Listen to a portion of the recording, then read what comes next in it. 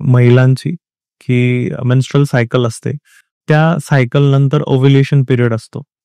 त्या ओव्ह्युलेशन पिरियडमध्ये काही स्पेसिफिक काही डेट्स असतात का, ज्याच्यामध्ये जर आपण इंटरकोर्स केला तर प्रेग्नन्सीचे चान्सेस खूप हाय असतात? हो.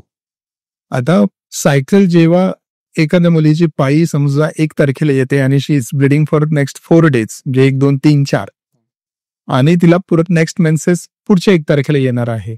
तर याच्यातले पहिले 8 दिवस, मधले 10 दिवस आणि शेवटचे 8 दिवस आपण असे डिवाइड केली ती, तर मधले जे 8-10 दिवस असतात म्हणजे 10व्या ते 18व्या दिवसापर्यंत किंवा 8व्या ते 18व्या दिवसापासून 8 ते 10 दिवस असतात, हे फर्टाईल पिरियड आहे. That is the best time if they have intercourse at that time की प्रेग्नंट होऊ शकते. सो मधला काळ इम्पॉर्टंट आहे. दॅट इज म्हणजे अनसेफ पिरियड म्हणतात ना, पूर्वी सेफ अनसेफ पिरियड म्हणायचे. म्हणजे तुम्ही त्या काळात जर प्रेग्नन्सी इंटरकोर्स केला विदाउट युझिंग एनी बॅरियर तर प्रेग्नन्सी राहण्याची शक्यता आहे. त्याला अनसेफ पिरियड म्हणतात, पण आयडियल तो सेफ पिरियड म्हणजे प्रेग्नन्सी हवी असेल तर that is a good time.